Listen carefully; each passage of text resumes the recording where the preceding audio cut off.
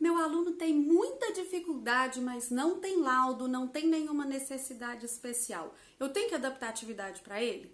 Ou eu posso dar atividade do primeiro ano num quinto ano porque o meu aluno não sabe escrever?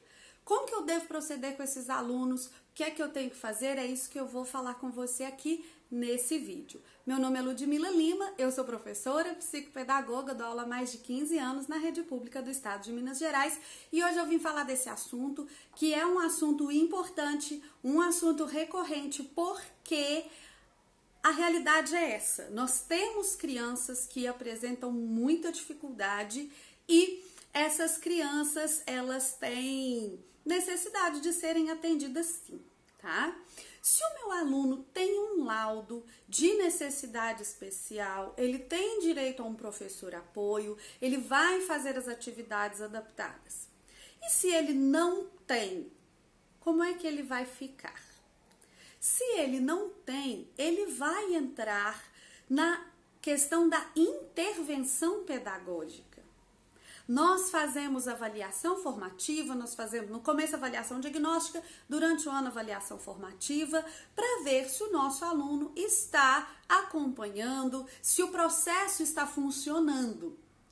Se ele não funcionou com aquela criança, você vai fazer uma intervenção individual. Se, do modo geral, a sua turma não aprendeu alguma coisa, você vai fazer uma intervenção coletiva, uma intervenção com toda a turma.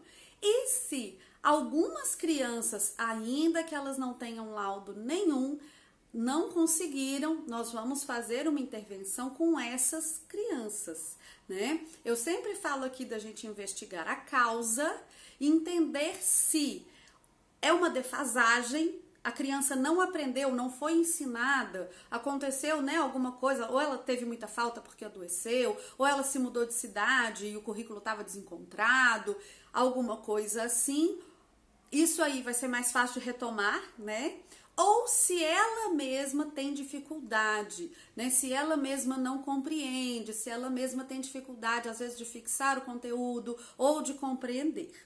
Então, a gente vai investigar essa causa e vai trabalhar com a criança atividades diferenciadas.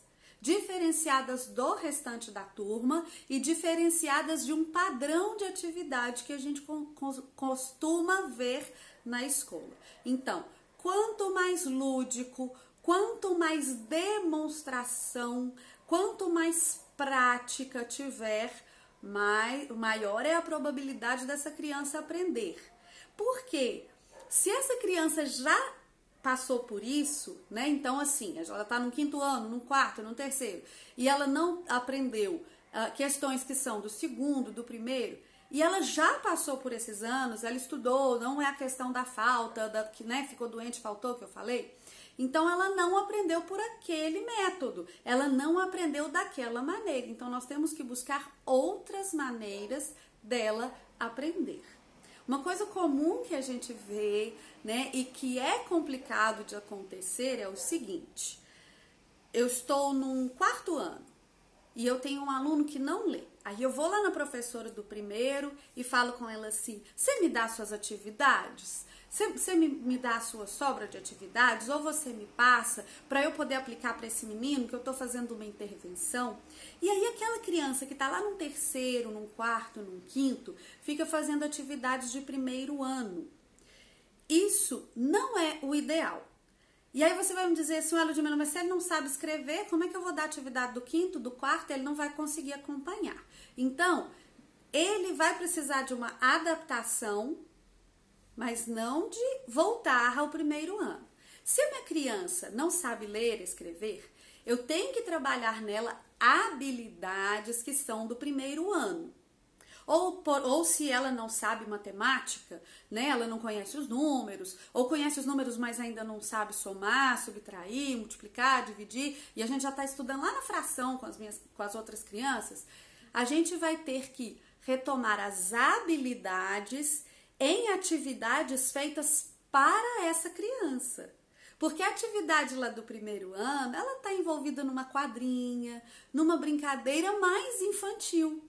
enquanto a nossa criança ainda é criança, mas já está mais madura. Então, o que é que eu devo fazer? O que é o ideal? Eu sei que você não vai conseguir fazer isso o tempo todo, mas eu tenho uns projetinhos, eu vou deixar nas telas finais para você ver os vídeos, que vão aplicar isso que eu estou te falando em teoria aqui. Se as minhas crianças estão trabalhando, por exemplo, as regiões do Brasil em geografia, e eu tenho uma criança que não está alfabetizada, com quem eu tenho que trabalhar as habilidades de alfabetização, que são do 1º e do 2º ano, o que é que eu vou fazer? Eu vou pegar o mesmo texto, ou um trecho do texto que está sendo trabalhado com as outras crianças, ou eu vou fazer um resumo para ficar mais acessível para essa criança. E desse resumo, eu vou tirar aquelas atividades que a gente faz no 1º ano. Localizar algumas palavras, partir essas palavras em sílabas, em letras, localizar vogais, localizar som. E assim eu vou alfabetizar a minha criança que está fora da série do 1º e do 2º ano, mas sempre usando como contexto para as atividades o contexto da turma, senão a criança está dentro da turma, mas não está incluída ali. Então, as sugestões que eu te dei aqui nos vídeos que eu vou deixar no final, são sugestões para você adaptar as atividades de língua portuguesa com habilidades do 1º ano ao conteúdo de ciências desses outros anos. E você pode usar o projeto que eu estou te mostrando ou se inspirar nele para produzir as atividades para o seu aluno, para a sua turma. Ou para a sua turma, se for um caso de uma intervenção coletiva. Mas é sempre importante entender isso. A criança do 5º ano, ela está no 5º ano. Então, eu vou trabalhar atividades de alfabetização com gêneros textuais que eu vejo no 5º ano, com assuntos de geografia, história, ciências que eu vejo no 5º ano, ou no 3º ou no 4º, seja lá no que você estiver. Isso é muito importante para que a criança não fique ainda mais desmotivada, porque a criança ela sabe que ela tem uma dificuldade, ela se sente mal por isso e ela não vai ficar, ela não vai se sentir à vontade para fazer atividades que são muito infantis, que são de 1º aninho. Eles até chamam de aninho, né? Ah, tô fazendo atividade do 1º aninho. Não, eu estou fazendo atividades adaptadas para mim, porque eu tenho dificuldade, mas elas são feitas para mim. Elas são do assunto que os outros estão conversando. Então, não é simplesmente você ir ali intervir. Não é simplesmente você ajudar aquela criança, a não ser que a dificuldade dela seja bem de leve.